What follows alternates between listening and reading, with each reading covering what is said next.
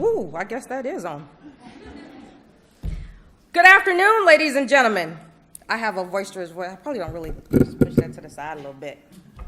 On behalf of the Entrepreneurship Club, I wish to give you all a cheerful welcome.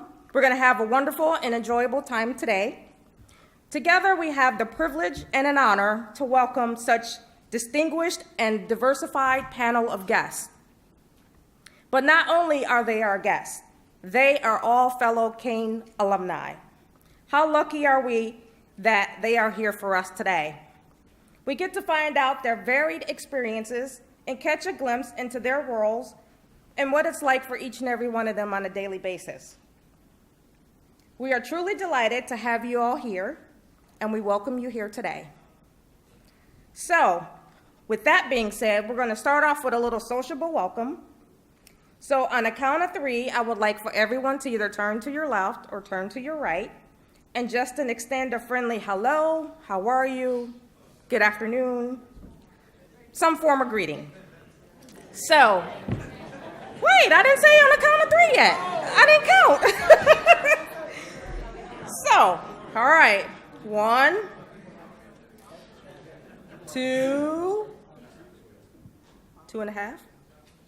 2 3/4. I know y'all remember that as kids. All right, go, 3. Hi, how are you? Nice to meet you. I'm Tanya.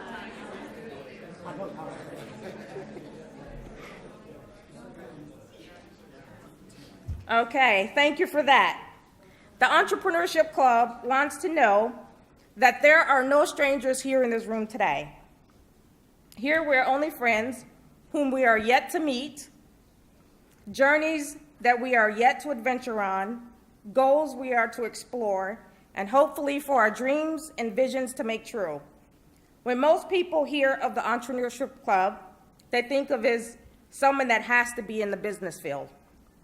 Well, yes, there are many of us in the business field. However, there are many of us that are not, because anyone can become their own boss on any given day in whatever field they so choose to go.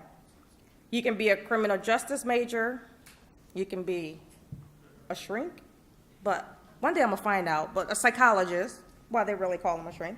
You could be a doctor or whatever you chose to be. We hope in the near future you will consider joining our club. Stop in for a meeting or 2 in the spring, and we're planning some other fun things, such as seminars for writing business plans and a resume writing workshop. So now, I would like to introduce you to our advisor, Dr. Soot something. I couldn't say his name at the beginning of the semester, and here we are at the end, and I still can't say it, so sorry.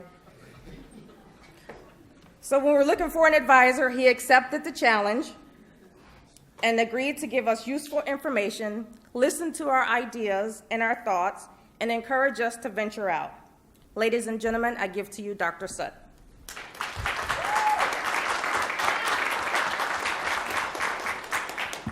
All right, good afternoon, everybody. And on behalf of the School of Management and Marketing at Kean University, it is our honor to have opportunity to listen to our alum who successful in their entrepreneurship and their business. Remember the old saying that it's not how you start, it's how you finish. So today is a golden opportunity that we will have a chance to listen to their journey, their success, and we will have some opportunity to ask them a question, and we'll learn something. I call this a golden opportunity, right? Once again, following our grand opening of the Entrepreneurship Club over here, this is the first event that we step up to the challenge, and this is the first event that we doing on the 10-year anniversary of Kean Ocean. So the goal is to make sure that we interact with business people, entrepreneurs. So we are not only teaching in classroom, but we learn something real, and we would be able to at least learn something today. So once again, on behalf of School of Management and Marketing, we appreciate for your great opportunity to be here, and we will start to listen to the something that's very interesting that they call golden opportunity. Thank you.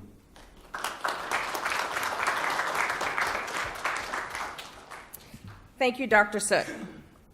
Some say that our minds are like sponges and that they're looking for the right input to soak it up and absorb it. And then there are others that will say our minds are like gardens and our thoughts are seeds. With that, we can choose to grow our flowers or we can choose to grow weeds. We hope with this forum today that we can offer you just that, an opening, a vision, a chance to embark on a course in your life that will fulfill a passion or desire of your choosing. There are many times in life that we may think we cannot do something just because someone has told us no. Don't let that be your final answer. Don't give up. Seek another way, find another path, and hopefully we will hear from our panelists today on how they overcame those issues. So, we have all waited for some time to hear our guest speakers to speak, so let's not waste any more time and get this show on the road. May we welcome them with warmth in our hearts and with a resounding round of applause.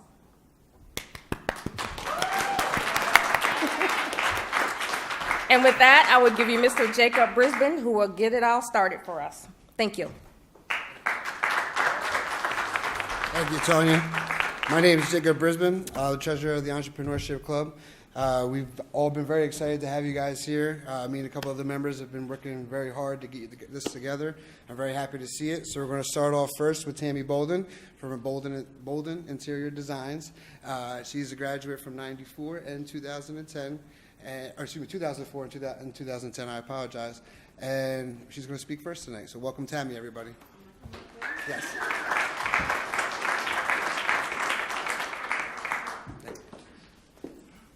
Wow, I feel a little bit like a celebrity.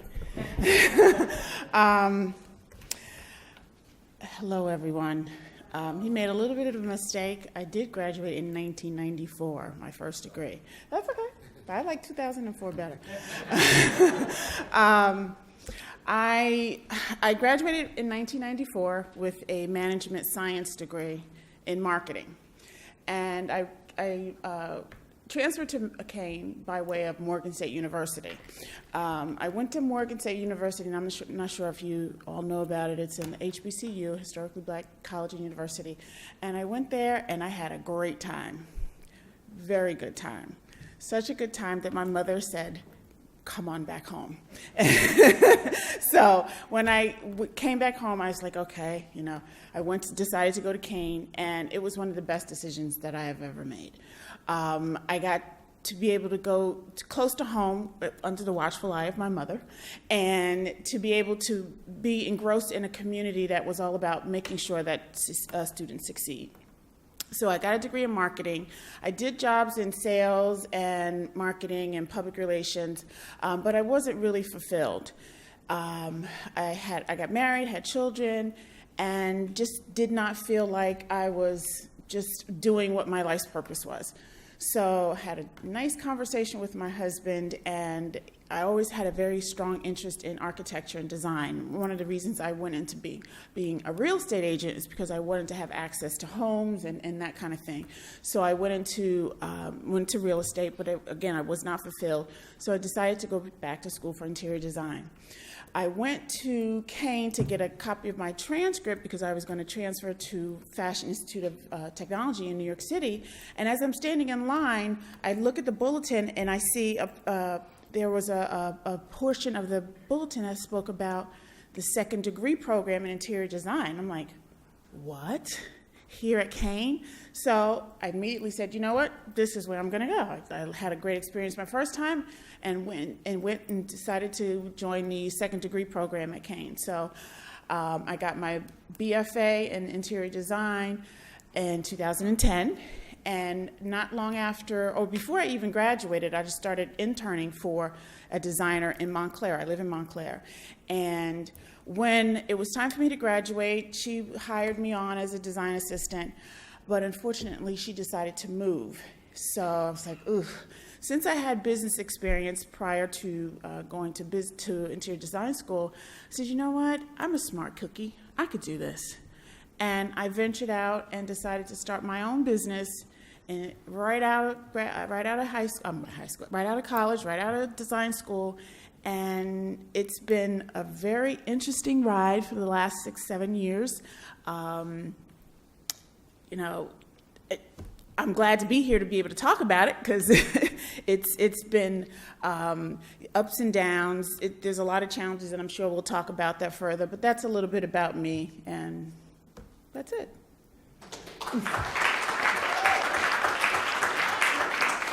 Thank you, Tammy.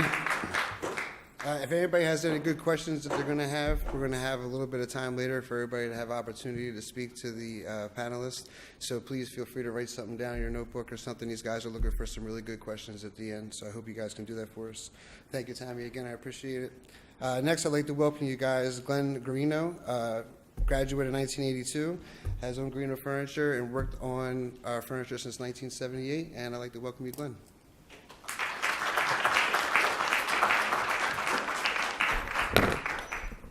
Well, my name is Glenn Garino, and my business is designing and making one-of-a-kind pieces of furniture for various clients. They could be private clients or public clients. But how did I get started in this? Started when I was 9 years old, and I spent some time in England, and my uncle was there, and he used to make model boats. When I came back, I built a workbench, and I haven't looked back since. I got a degree to teach woodworking, and I was a wrestling coach and a track coach, and I really enjoyed that, and I would make things for people. And then a few years went by, and I decided that to become a better teacher, I should really study design. So that's when I actually did go to Kean for my master's. And there, it was a wonderful experience. There were a couple other people like me, and we created a bond. And we bounced ideas off of each other. We worked many times through the night into going out for breakfast. And we are still all friends. In fact, I'm going to a party from one of them Saturday. So my idea was to put much more art into my furniture. So with the art degree, then I was able to do that. So from there, I would enter into different art shows, that sort of thing, and slowly but surely I've built my style. So now people, when they see a piece of mine in a coffee table book or something like that, they kind of recognize it's mine before they actually see the name, which I'm happy about. I stopped teaching full-time, but I still adjunct one course a semester. About 10 years ago, I guess, my wife and I, since I retired from teaching high school, I decided to go full-time into my furniture business. And my wife, Marie, became my publicist and marketing agent, and things have evolved from there. So since then, many shows, many design opportunities. I guess the thing I like the most about what I do is that I get to do my craft, but I get to design some really special pieces for some really special people. And that's probably the most satisfaction I get, delivering a piece or sending out a piece that's well received. I'd like to say, though, quite a few of my students have also opened up businesses for themselves and do very well. And I've personally helped some of them along the way or came in as a consultant along the way. So the teaching part of this has been very good for me. And I enjoy it. I enjoy seeing young people in my classes. It helps keep me fresh.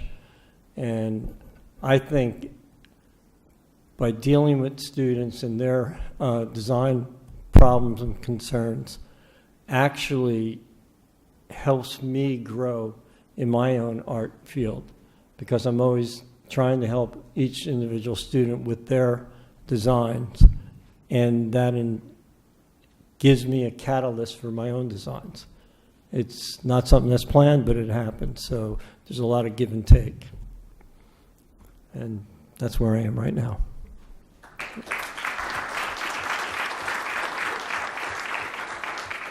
Thank you, Glenn.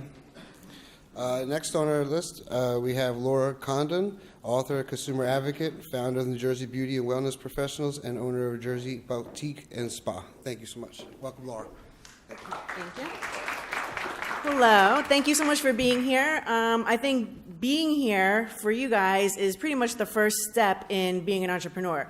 You have to show up, and most people will never show up. There's probably got to be a lot more people than this that want to open their own business or think about it, but they never take the first step. And so that's really what it is. And for me, one of the best things about being an entrepreneur is I get to decide how much money I want to make. So I think most people want to make money. I don't know, does anybody here want to make money? Yeah. Does anybody want money? I do. Who wants money? I want it. Who wants money? I want it. Who wants money? We want it. Who wants money? I want it. There you go, $50 because he got off his ass. Woo. That's all it takes, and that's the only thing that matters when being an entrepreneur. I'm not the smartest, the tallest, the prettiest, the skinniest, but I'm in the beauty industry, and I've been pretty far up in it, I have to say. And I'm pretty well known in the industry. Like I said, I'm in the beauty industry. This is not beauty in America, okay? So, but I get up, I show up before I'm supposed to be there. I just say please and thank you. I do what I'm supposed to do, whatever they tell me. Most of the time, I am a Jersey girl. And then, and I try and like keep up the relations and keep the jobs coming in. I bust my ass, and that's all it is. And even a couple of weeks ago, I was getting out of the car, and I had like my arms full, and I dropped something, I bent down to get it, pick it up, and another thing dropped, and then another thing dropped, and then I was like, I am such a hot mess, but this is really what being a business owner is. Sometimes it's like Linus, with all the stuff going around, and like that's how I feel, and sometimes that's how I look. I mean, I had someone else do my hair today, or else I would be a hot mess. And you're like, this girl does not own a business in the beauty industry. But it really is, some days you look good, and then some days it's a big mess, but you just keep going, and you just keep going, and you just don't listen to what anybody tells you in terms of, oh, you're crazy, it can't be done. Because then we wouldn't have planes, we wouldn't have skyscrapers, we wouldn't have elevators, we wouldn't have anything. We wouldn't have electricity if everybody told us it can't be done and we listened. I mean, what a boring world that would be. So just to backtrack a little bit, I too went away to college for 2 years and had a really great time. And then I ran out of money, so I came back and I finished up at Kean, and I graduated with a degree in psychology. So I was qualified to do absolutely nothing. And so I floundered around for a while. I went to work on my master's at Kean as well for drug and alcohol counseling, because I came from an alcoholic family, so I'm like, that's all I really know. I don't know that much else besides that of like what I'm good at. I had no idea what I was good at. And so I got a job during the day as the admissions counselor for a cosmetology school, went to my master's at night, and then they needed someone to do a facial on. So I'm like, all right, I should probably know what I'm selling to these kids. I have no idea, telling them how great it is and how they're gonna be so successful. So I walked in, I got a facial, and like I had my Oprah aha moment. I was like, this is what I wanna do. So then I went to cosmetology school for aesthetics, and that was pretty much it. And I had a million jobs, made every mistake you can probably make. And then you get to a certain level sometimes where you're unemployable to everybody else. You just have to do your own thing. And that's where I was. I was like 30 something and change. And I was just like, I just have to do my own thing. Like, nobody will hire me because I've just done too many things. They think I want to tell them how to run their business, or I'm going to want, 80% commission. And that's another thing. We work on commission. So if I don't work, there's no money coming in unless you have multiple sources of income and passive income, which I highly recommend. Learn the stock market. Love it, learn it.